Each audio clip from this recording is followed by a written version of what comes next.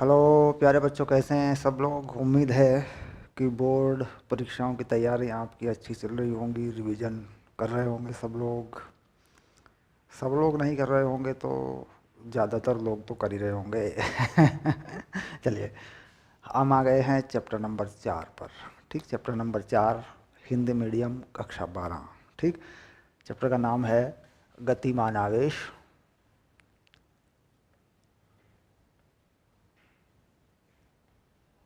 एवं चुंबकीय क्षेत्र।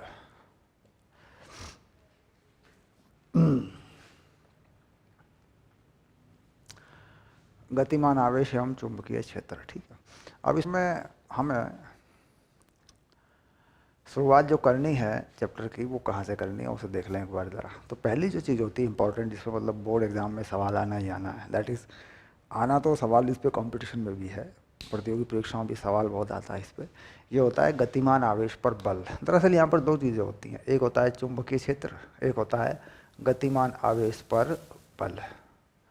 ये चीज़ें होती, देखो गतिमान आवेश पर जो बल है इसे कहते हैं लॉरेंस बल।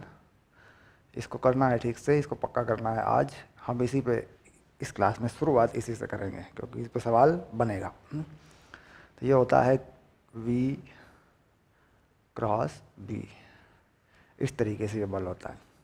यहाँ पर क्या होता है, सबसे पहली बात होती है कि जो आवेश है, ये जो आवेश है, ठीक, आवेश देखो दो तरह का होता है बच्चों, फोकस करना है इसको। एक होता है प्लस का आवेश और एक होता है माइनस का आवेश। तो यहाँ पर इस आवेश का चिन्ह लगता है, यानी अगर गतिमान आवेश है तो बल की दिशा कुछ और है, और मतलब कहने में अगर धनात्मक आवेश है तो बल की दिशा कुछ और है, ऋणात्मक आवेश है तो बल की दिशा बदल जाती है, उल्टी हो जाती है। ठीक, अब इसको पहले समझ लें। जो पहला है ये क्या है, ये है विद्युत बल। इसके कारण जो बल लगेगा वो विद्युत बल है, यानी एफ विद्युत बल। ये जो एफ विद्युत बल है ये क्या है, ये है QE। और ये जो बल है ये क्या है, ये है एफ चुंबकीय बल। ये क्या है, QV क्रॉस B, ये चुंबकीय बल है। ठीक, यानी अगर मान लो विद्युत क्षेत्र नहीं है, केवल चुंबकीय क्षेत्र है, तो केवल यही बल होगा, ये वाला नहीं होगा, क्योंकि इसके लिए विद्युत क्षेत्र की आवश्यकता है। और अगर केवल विद्युत क्षेत्र है तो ये वाला नहीं होगा। तो लॉरेंस बल का मतलब ये नहीं है कि केवल चुंबकीय बल को ही हम लॉरेंस बल कहेंगे। कुछ लोग याद कर लेते हैं और कुछ लोग करवा भी देते हैं कि लॉरेंस बल जो है दरअसल ये है।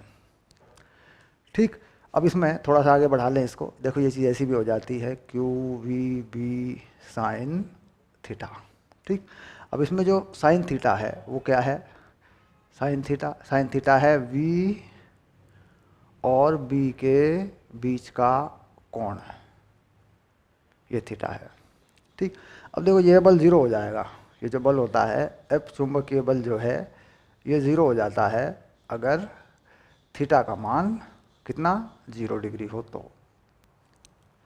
यानी कोई गतिमान आवेश अगर चुंबकीय क्षेत्र की दिशा में चल रहा हो, उसका वेग भी चुंबकीय क्षेत्र की दिशा में ही हो, तो उसकी वजह से क्या होता है, ये बल जीरो हो जाता है। इसके अलावा फिर इसका अधिकतम ये कितना होता है, यह बल अधिकतम कितना होता है, अधिकतम जो बल होता है एफ चुंबकीय, पक्का कर लें दो बातों को, अधिकतम होता है QVB।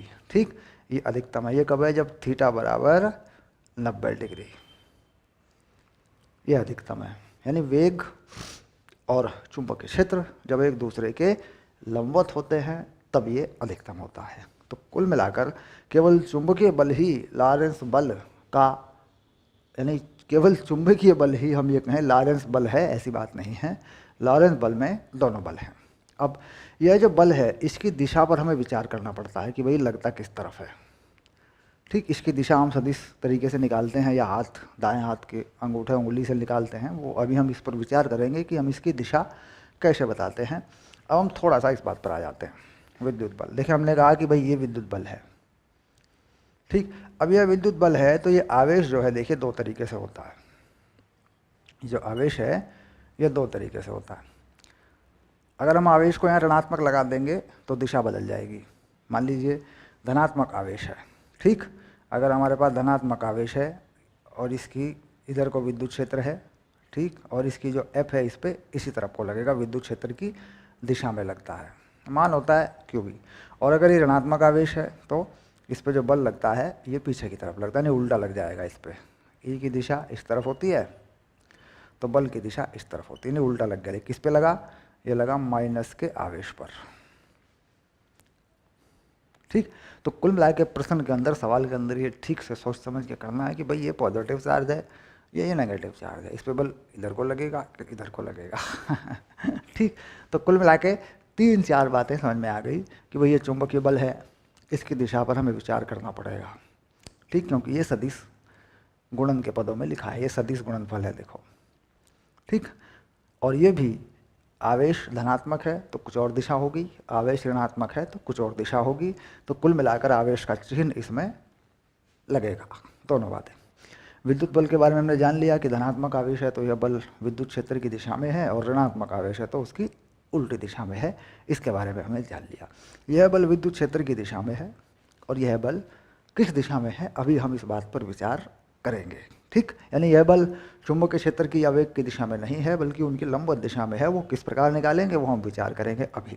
तो छोटी छोटी सी 3-4 बातें हमारी समझ में आ गई हैं, ठीक। यानी लॉरेंस बल ये है, गतिमान आवेश पर बल ये होता है, ठीक। अब सवाल ये बनता है कि लॉरेंस बल क्या है, लॉरेंस बल क्या है। इस सवाल पे ये होता है कि 1 नंबर मिलेगा तो ये बताना होता है कि साहब ये लॉरेंस बल है, ये विद्युत क्षेत्र है, ये वेग है, ये चुंबकीय क्षेत्र है, ये आवेश है, इसमें ये जो बल है ये विद्युत बल है, ये जो बल है ये चुंबकीय बल है। इतनी बात बता देंगे, ये 1 नंबर का सवाल है, ठीक। अब इस पर 2 नंबर में आता है लॉरेंस बल क्या होता है, ठीक। तो फिर इन बलों की दिशाओं के बारे में बताते हैं। साहब ये विद्युत बल है, विद्युत बल की दिशा विद्युत क्षेत्र की दिशा में होती है धनात्मक के लिए, उल्टी होती है ऋणात्मक के लिए। ये चुंबकीय बल है, चुंबकीय बल की दिशा वेग और चुंबकीय क्षेत्र के लंबवत होती है, और उसके बारे में जो भी दिशा की जानकारी होती है वो हम निकालेंगे, अभी बात करेंगे वो बता देते हैं, ठीक। क्लियर हो गया मामला। ये 2 नंबर की बात होती है। तो क्वेश्चन ज़्यादातर इस पर 2 नंबर में बनता है, 1 नंबर में नहीं बनता। 1 नंबर में बनेगा तो बस ये पूछेगा लॉरेंस बल क्या है, तो गतिमान आवेश पर विद्युत क्षेत्र और चुंबकीय क्षेत्र में लगने वाले बल का सूत्र यही होता है, इसे कहते हैं लॉरेंस बल। ये लिख देते हैं, इसमें जो प्रतीक हैं वेग है ये, इन सबको लिख देते हैं, इससे ज़्यादा कुछ नहीं लिखते, 1 नंबर हमें मिल जाता है। यानी इस फार्मूले को लिखते ही हमें 1 नंबर मिल जाता है, ठीक। चलिए अब बात करते हैं चुंबकीय बल की दिशा के बारे में।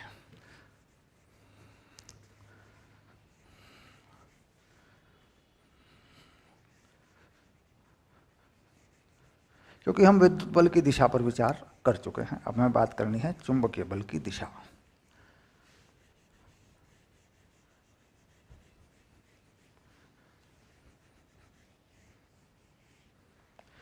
तो इस सूत्र में अगर देखा जाए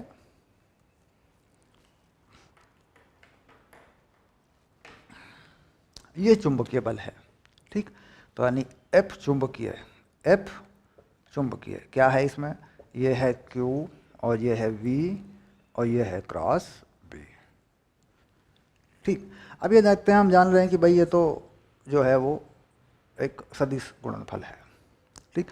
सदिश गुणनफल है तो इसकी दिशा या तो हम सदिश विधि से निकालें, A क्रॉस B से करें, IJK पे करें, ठीक, या हम इसको दूसरे तरीके से निकालते हैं दाएं हाथ के नियम से, राइट हैंड थंब रूल से, ठीक। अब इसमें क्या करते हैं, वेग और B इसके बीच का जो कोण जिस तरफ घूमता है, देखिए अब मान लीजिए ये धनात्मक आवेश है और ये इस दिशा में गतिमान है, ठीक, और ये नीचे की तरफ मैंने चुंबकीय क्षेत्र दे रखा है, ठीक। तो कोण वेग से इसकी तरफ घूमेगा, ये है इनके बीच का कोण, ठीक। इसे हम क्या कह रहे हैं, ये है थीटा, और फार्मूला क्या बन रहा है, QVB साइन थीटा, ये बल का परिणाम हो गया। इसे कह देते हैं बच्चों कि ये बल का परिमाण है, परिणाम, परिमाण, जो भी परिमाण बोलते हैं, परिणाम नहीं बोलते हैं ठीक। अब मुझे चाहिए कि दिशा क्या होगी।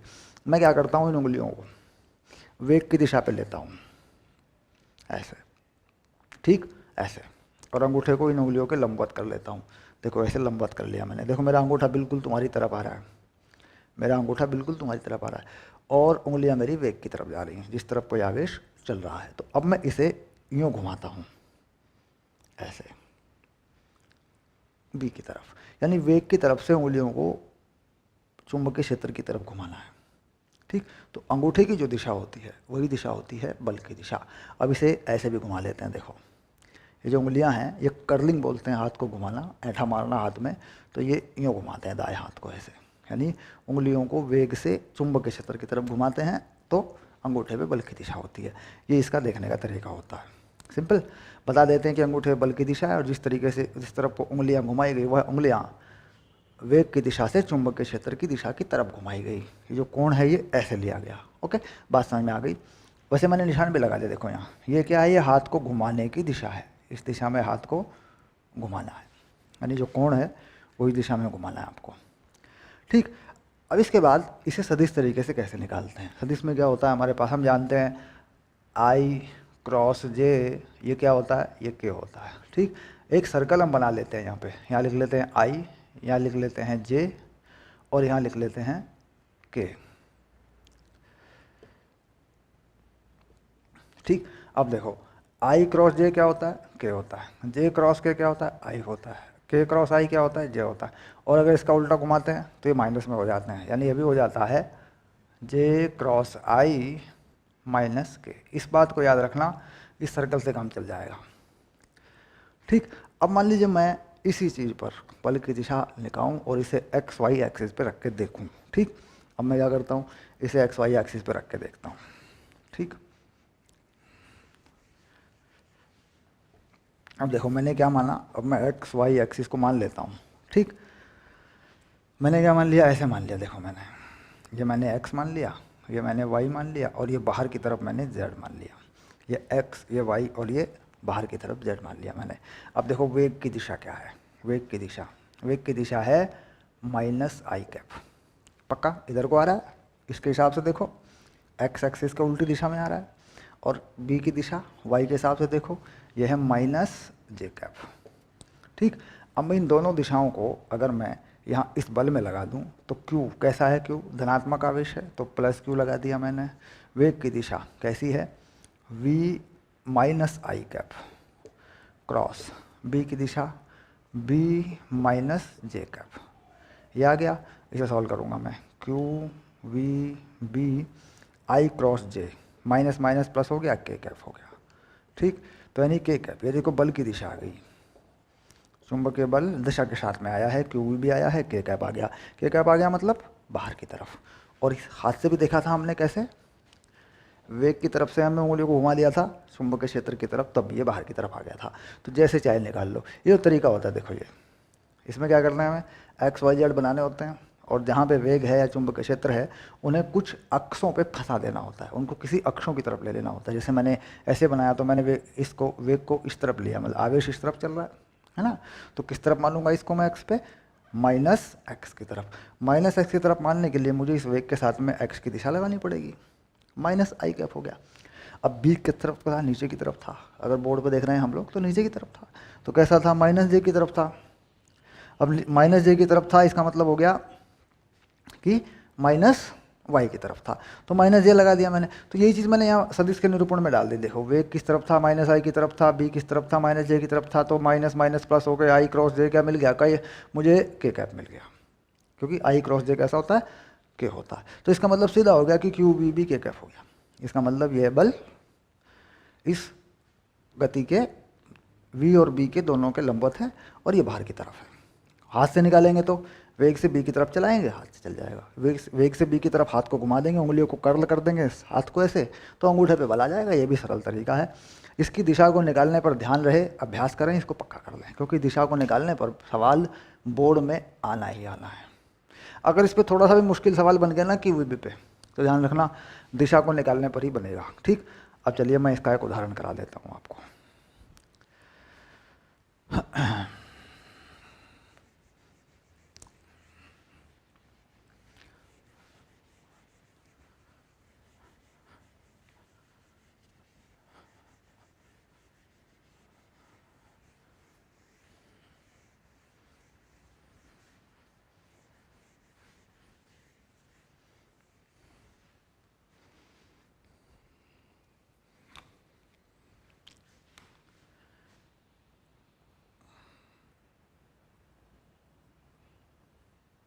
उदाहरण, एक धनात्मक आवेश प्लस 10⁻⁸ कूलम को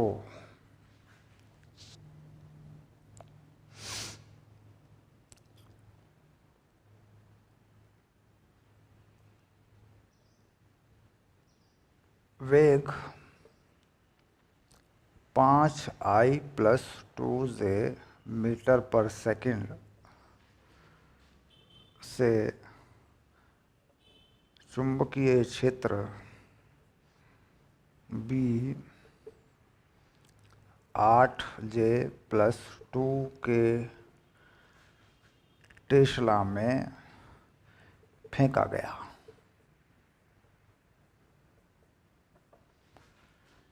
आवेश पर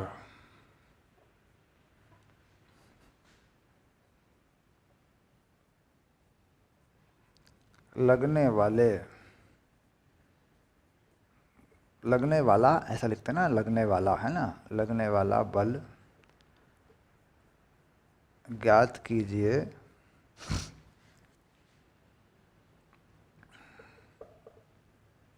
हाँ ऐसे देखो देखो, ये कीजिए की मात्रा ऐसी है ना, इसको यार हटाओ इसको यार। मात्राओं को बड़ा भूलते हैं यार, तुम भी मात्राओं को भूल जाते होगे। सर फिजिक्स पढ़ें कि मात्राएं याद करें। कीजिए जब यह चुंबकीय क्षेत्र में प्रवेश करता है।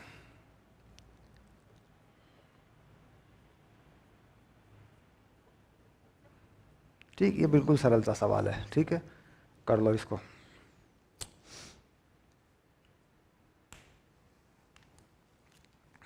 ठीक, अब देखो लगा देते हैं इसको। अब यहाँ पर देखिए कुछ अलग चीज़ है, ये वेग है, ये आवेश, ठीक है, तो सूत्र काम करेगा इसमें।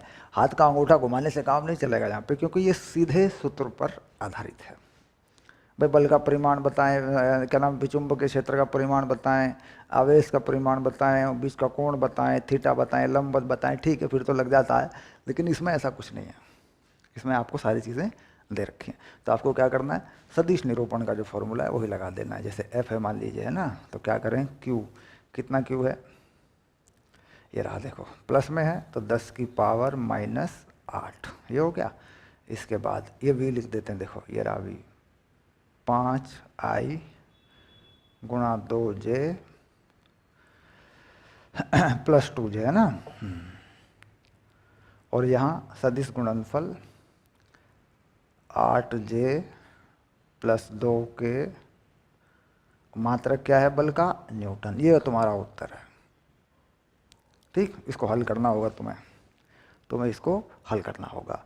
अदिश गुणनफल हल करने की जो तुम्हारी विधि होती है वो तुम्हारी अपनी विधि हो सकती है, जिस तरीके से तुम करना चाहो कर लो। ठीक, अदिश गुणनफल से हल करके तुम्हें यहाँ बल निकालना है। ठीक हो गया, ये बल है। अब दूसरा उदाहरण लेते हैं, सिंपल सा एक और उदाहरण ले लेते हैं। क्योंकि यहाँ होता क्या है कि जो जनरल एक्सप्रेशन होता है, जो मुख्य सूत्र होता है, हम उस पर सवाल नहीं करते, बल्कि इधर उधर से छोटे मोटे सवाल करते रहते हैं, और फिर बोर्ड में जा कर के मामला या एग्ज़ाम में जाके मामला बिगड़ जाता है। वहाँ पर हमें घबराहट होती है। कौन घबराता है, जो हल्का हल्का पढ़ता है, जो हल्का हल्का पढ़ता है ना, हल्की हल्की चीज़ों को पढ़ता है, थोड़ा थोड़ा याद करता है, वो बड़ा घबराता है। बोर्ड से बहुत डरता है ऐसा आदमी, ऐसा बच्चा बोर्ड से बहुत डरता है। चलिए आगे चलते हैं।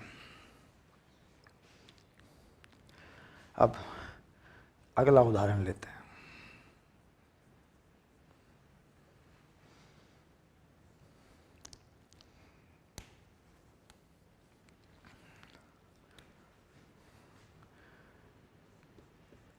एक इलेक्ट्रॉन को 10⁵ मीटर पर सेकंड के वेग से चुंबकीय क्षेत्र B बराबर 10⁻³ टेस्ला से 30 अंश का कोण बनाते हुए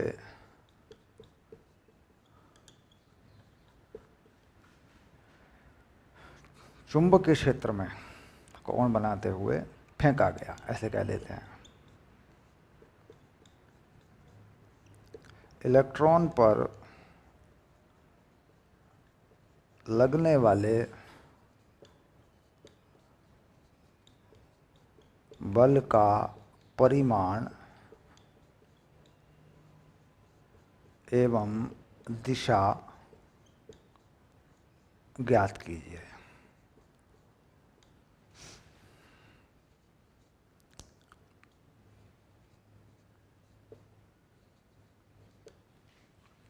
सिंपल, अब तो सिंपल है, अब तो कोई दिक्कत नहीं है, लगा लोगे, कर लोगे, बताओ, कर लो। थोड़ा पानी पी लूँ, है, कर लो।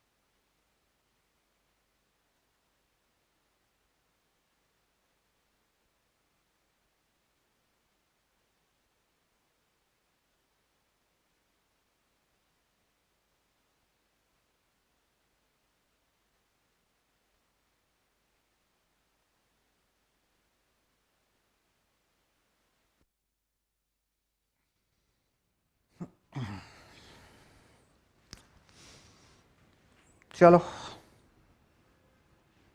बड़े आराम से। ओके, आई होप आवाज़ आ गई होगी।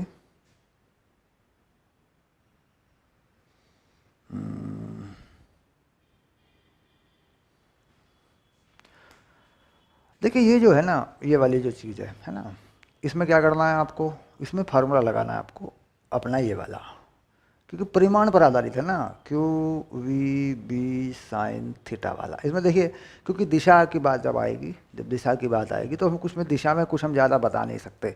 हम दिशा में ये बताएंगे कि यह बल की दिशा वेग की दिशा और चुंबकीय क्षेत्र की दिशा के लंबवत है।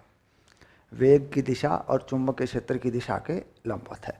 अब यहाँ पर बल आते हैं। देखिए, जब बात परिमाण पे आती है, देखिए मैंने लिखा इलेक्ट्रॉन, तो इलेक्ट्रॉन के आवेश का निशान यहाँ नहीं लगता, क्योंकि ये सूत्र दरअसल सदिश निरूपण में नहीं है, सदिश राशि के पदों में निरूपित नहीं है। तो यहाँ तो बल का परिमाण मांगा है, देखो ठीक से पढ़ो सवाल को। और दिशा क्या है, वेग और चुंबकीय क्षेत्र की दिशा के लंबवत है। तो इसमें सूत्र में वैल्यू डाल देना, कितना होता है इलेक्ट्रॉन का आवेश 1.6 10 की पावर -19, ये लग गया। किस वेग से चल रहा है, 10 की पावर 5 से चल रहा है। बी कितना है, 10 की पावर 3 है, ये लग गया। और साइन 30 का मान लग गया। ये तो तुम्हारा उत्तर हो गया, ये तो बल हो गया तुम्हारा न्यूटन में। अब दिशा, ठीक, तो बल की दिशा, बल की दिशा क्या लिखोगे, बल की दिशा लिखोगे एफ की दिशा, है ना, ये लिखोगे वेग एवं चुंबकीय क्षेत्र के तल के लंबवत। इतनी बात लिखोगे और कुछ नहीं लिखोगे, इसमें झंझट कुछ नहीं है। तल के लंबवत, ठीक। लंबवत ठीक से लिख लेता हूं, है ना। लंबवत हो गया, ये आ गया, दैट फिनिश, खत्म हो गया। ये लॉजिक है इसमें। चलिए अब थोड़ा आगे चलते हैं।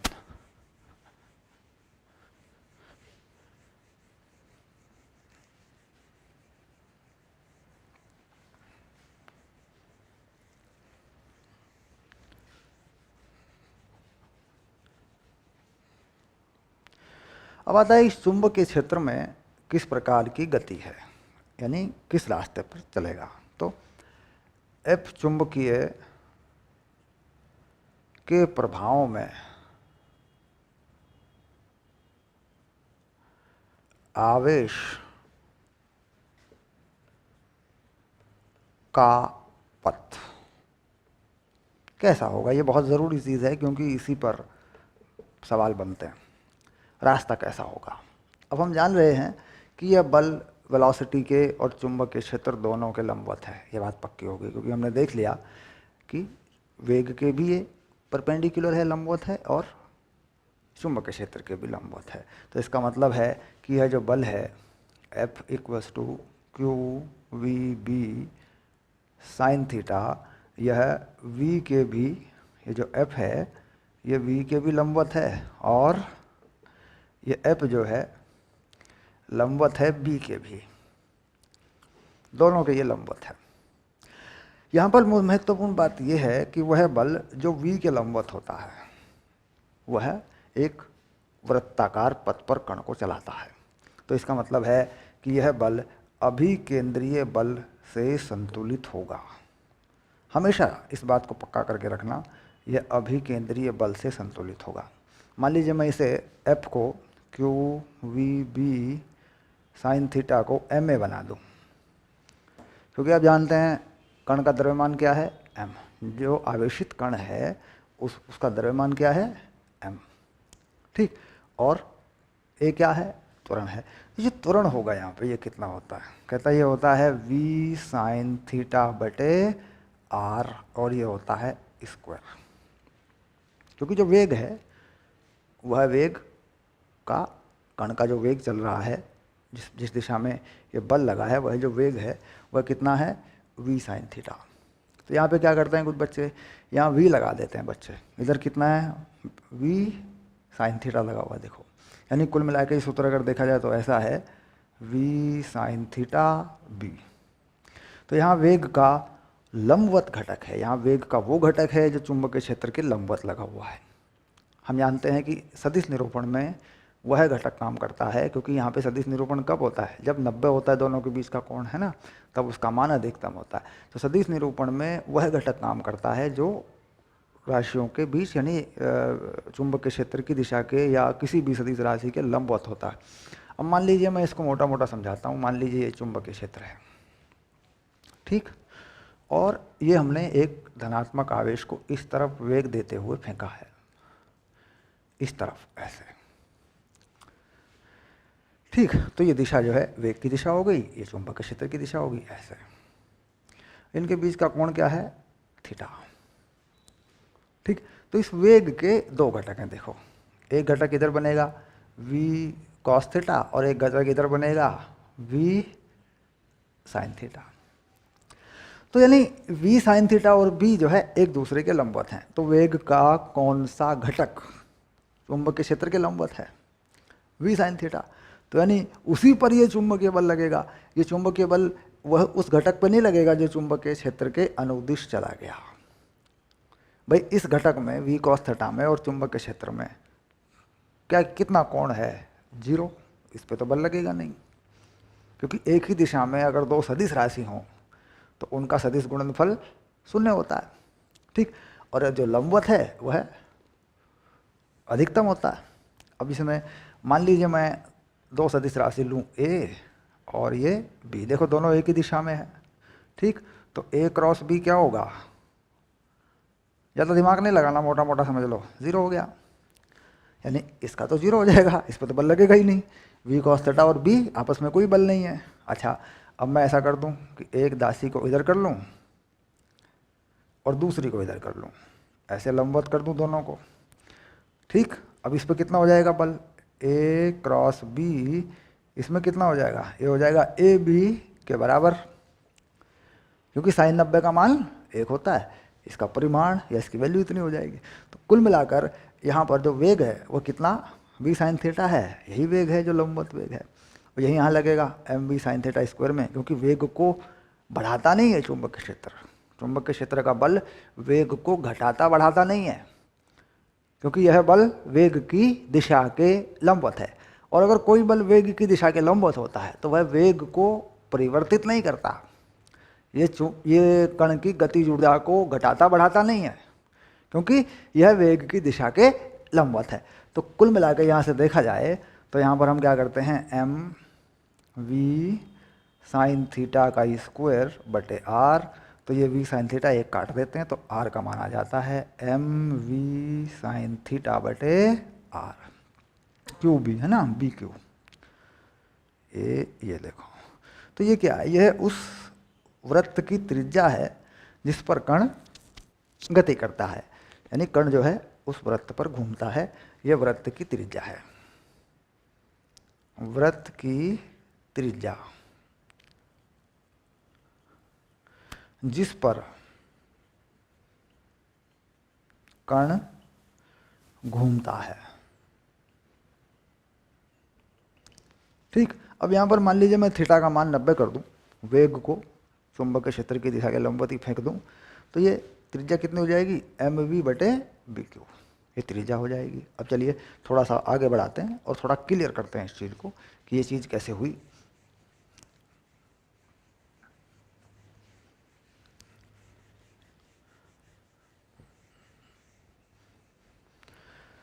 तो पहले क्या करते हैं, एक चुंबकीय क्षेत्र बनाते हैं, चुंबकीय क्षेत्र हम बनाते हैं एक, और उसे हम इस बोर्ड में अंदर की तरफ बना देते हैं, चुंबकीय क्षेत्र को इस बोर्ड में अंदर की तरफ बना देते हैं, ठीक है। क्लास का देख लें, टाइम हो गया, ठीक है, ओके। हाँ, अगली क्लास में आ रहे हैं, बिल्कुल नहीं, नेक्स्ट वीडियो पे जाके एकदम से आ जाएंगे, अपने कोर्स में आप हैं, पढ़ रहे हैं, अगली क्लास में ले लेते हैं, ठीक, ओके।